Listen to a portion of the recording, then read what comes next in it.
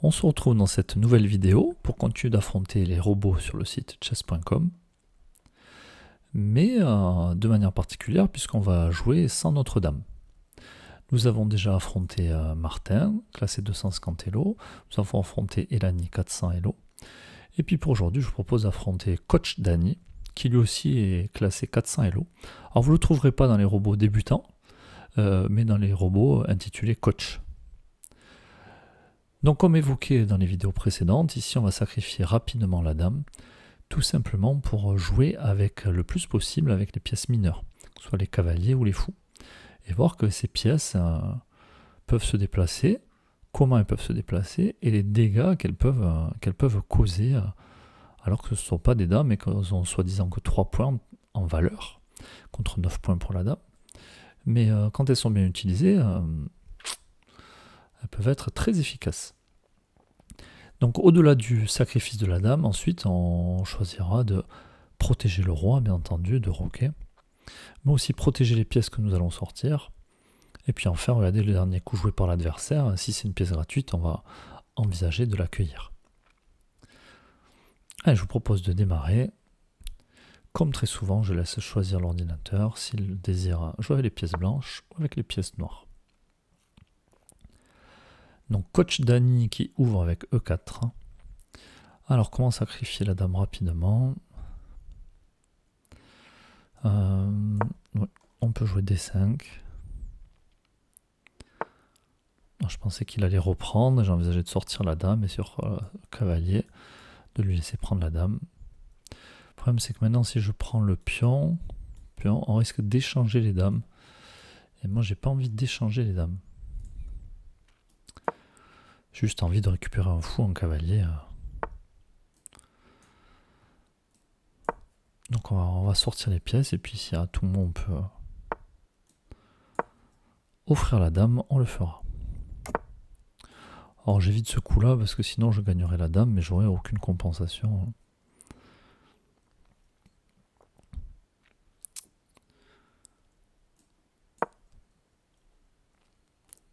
Allez, je peux très bien venir ici.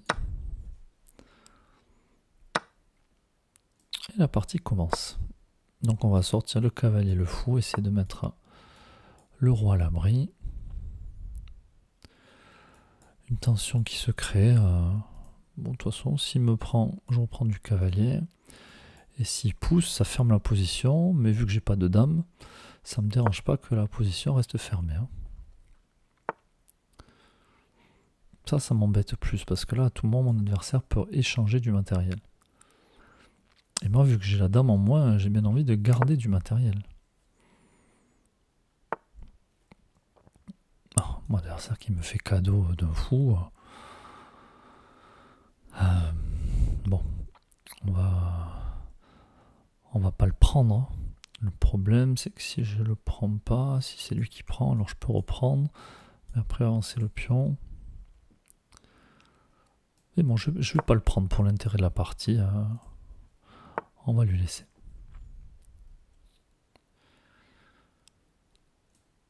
Alors j'évite de mettre la tour dans ce vis-à-vis là, si jamais mes pièces. Voilà, au moment, à force de faire des cadeaux, on va finir par les prendre ces pièces. Bon, vu que c'est ce fou de case noire qui m'embête, je vais quand même le prendre. Allez, je place une tour en face de sa dame. Et maintenant, on va réfléchir à ce que peuvent faire nos fous et nos cavaliers ici. Alors, j'essaie de repérer chez mon adversaire des pièces qui ne seraient pas protégées. On peut s'intéresser à des coups comme ça. Ça, sur pion prend, on peut récupérer la dame. Maintenant, le problème, c'est que pour le moment, il y a et le fou et le pion qui protègent. Donc peut-être que je vais décaler mon cavalier pour inciter mon adversaire à faire quelque chose avec ce pion. Je sais pas.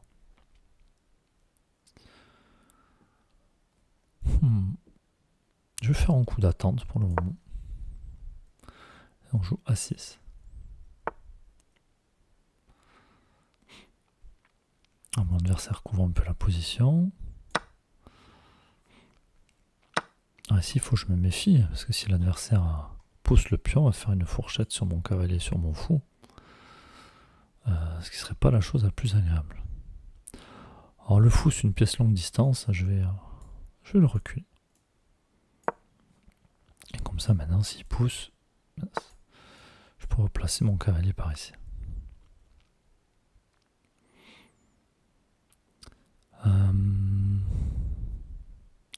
Alors j'ai envie de pousser mon pion. Le problème, c'est que je vais perdre la protection de mon cavalier. Et si jamais mon adversaire joue E5, il attaquera mon cavalier, je risque de perdre du matériel.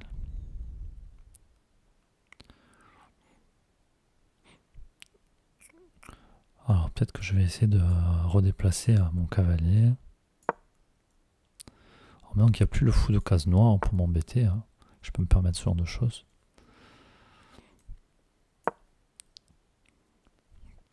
Je vais essayer de faire venir mon cavalier sur une meilleure case. A noter que s'il pouvait venir ici, il ferait une fourchette sur la dame et la tour.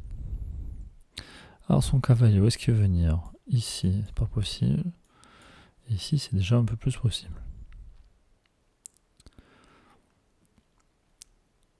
Non pas, je vais avancer ce pion pour pouvoir mettre mon cavalier si jamais l'adversaire décide de pousser. Puis c'est aussi un coup d'attente. Alors la dame qui protège ce pion. Ouais, pas vraiment besoin de protéger.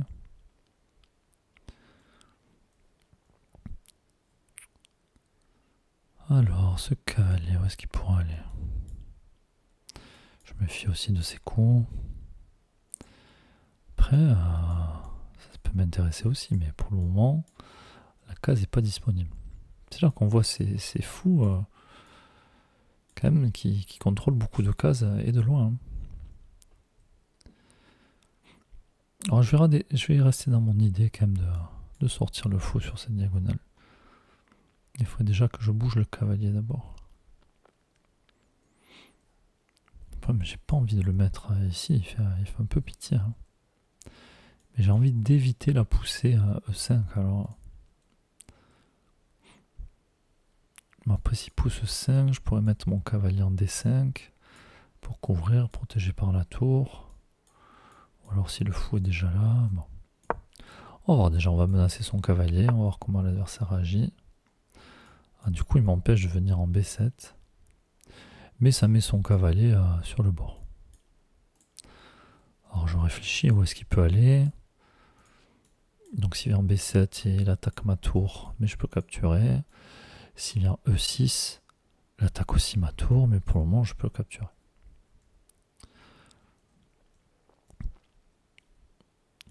Puis je m'intéresse à ce fou aussi. Peut-être que c'est moi qui vais devoir ouvrir la position. Bon, le roi est à l'abri, maintenant j'ai pas peur d'ouvrir finalement. Je vais quand même déplacer mon cavalier pour éviter ça. Ah. Donc mon adversaire qui vient renforcer la défense de ce pion. Je vais replacer mon cavalier. Bon, les cadeaux, je les prends. Alors ici, est-ce que j'ai meilleur coup que prendre ce cavalier? Bon. Est-ce que ça m'intéresse de d'abord prendre le pion? Est-ce qu'il faut que je prenne ce pion H4? On va déjà commencer par prendre le cavalier.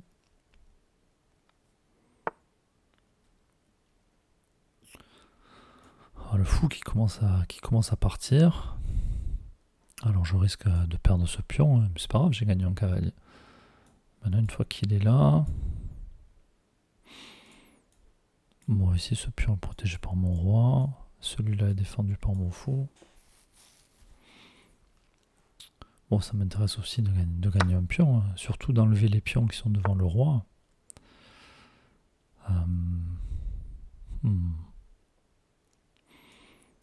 Puis maintenant, je vais pouvoir sortir mon cavalier tranquillement. Bon, je vais sûrement devoir replacer celui-là.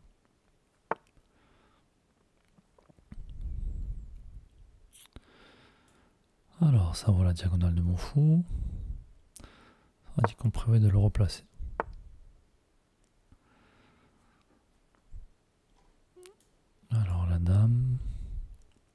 menace pas grand chose pour le moment. Et puis maintenant qu'il a avancé son pion, mon fou il va pouvoir s'activer aussi par ici. Hein. Et puis s'il met son fou, peut-être récupérer ça. Alors attention maintenant, pas facile à voir pour les débutants, c'est que mon cavalier est en prise. Puisque le fou cloue mon roi, ce qui fait que si mon adversaire vient chercher la dame, je ne pourrai pas reprendre du pion. Donc là, soit je viens mettre mon fou pour pouvoir protéger mon cavalier, ou alors il faut que je décale mon roi.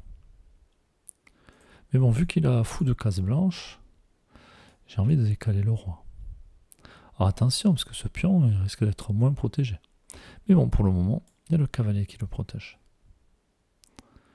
Et si jamais mon adversaire amène une tour, ou la dame, on rajoutera une tour nous aussi à la protection de ce pion. Mais bon, je vais décaler mon roi pour sortir de cet alignement.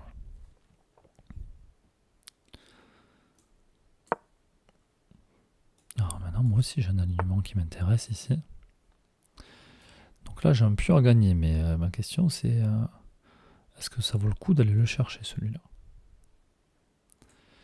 Je peux aussi venir mettre mon fou qui va couvrir cette diagonale pour éviter que mon adversaire vienne ici et puis menacer des choses pas très sympas. Bon, pour le moment j'ai toujours mon cavalier qui protège la case H7. J'aimerais bien aussi faire jouer mes tours. Et ce fou il m'embête énormément.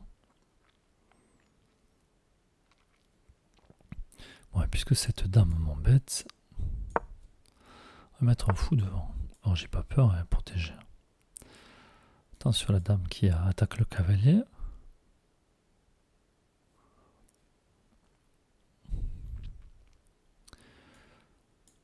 Et on met de la pression sur mon pion F7. Alors pour le moment, je répète, mon pion est protégé. Alors maintenant, est-ce que je dois venir chercher ce pion? Un problème, si je vais chercher ce pion, il y a des choses comme ça qui peuvent m'arriver qui risquent de ne pas me plaire. Hein. Je peux aussi venir là pour menacer la dame, ça ne m'apporte pas grand-chose. Je peux essayer de sortir ce fou, mais là, il est bien coincé. Hein. Donc là, je vais attendre l'erreur de l'adversaire. Hein. Après, je vois ce pion qui est défendu uniquement par la dame. Bon, j'ai déjà un premier problème à régler, c'est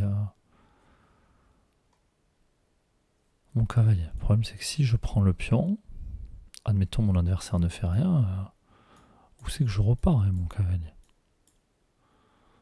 Partout, il sera en prise. Je vais venir replacer le cavalier.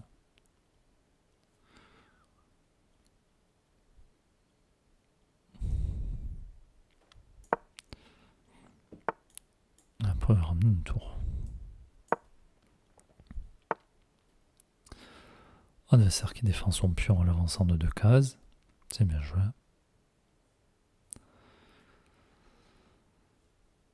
Mais moi, je dis que je voudrais bien emmener des tours par ici. Donc peut-être je vais pouvoir la faire coulisser, celle-là. Alors pas ici, parce qu'elle se ferait capturer. Hein.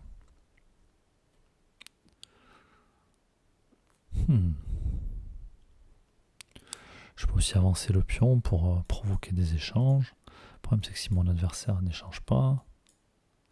Oui, mais ce pion sera en prise. Alors, ce que je vais faire. Alors, mon adversaire qui vient prendre le pion F7, mais je crois qu'il a oublié que ce pion était protégé par mon cavalier. Alors, est-ce qu'il y a un coin intermédiaire qui serait intéressant? Pas que je vois. Mais attention, ce pion il protégeait mon cavalier qui était en G6. Bon. Alors ça y est, coach Dany s'est endormi apparemment. C'est l'heure de tout offrir. Bon. Eh bien, on va récupérer une dame. Hein. Il nous l'offre, on va la prendre. Et là... j'hésite entre prendre ces 2 pions.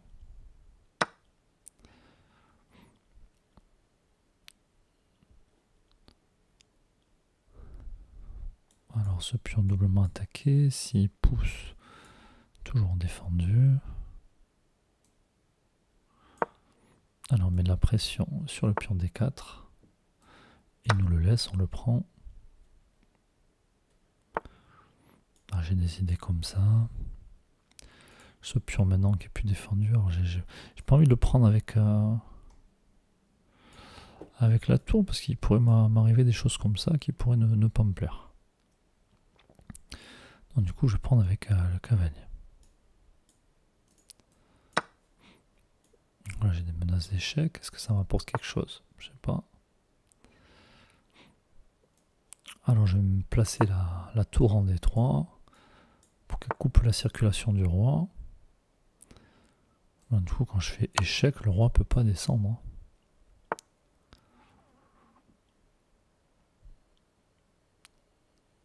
J'essaie de faire échec. Bon, on va se placer le roi et peut-être que tôt ou tard je vais pouvoir faire une fourchette ou quelque chose. J'ai aussi alors maintenant je réfléchis à emmener ma tour. Parce que j'ai ces cavaliers quand même qui contrôlent des cases. Je me demande même si on peut pas faire échec. Échec. Ça doit marcher ça. Donc le roi peut pas venir là, peut pas venir là, peut pas venir là. Donc il est bloqué. Il peut pas s'enfuir. Si je fais échec. Ah oui, il est enfermé. Hein. Donc échec, tour d'échec, force, tour prend tour. Ensuite tour prend tour, échec et mat. Échec. Échec et mat. Voilà, j'espère que ce mat vous aura plu. Pas forcément facile à voir, qu'on fait un mat du couloir là, en fait. Alors que le roi n'a pas de pion devant lui. Et c'est là où on voit la force des cavaliers qui couvre beaucoup de cases, mine de rien.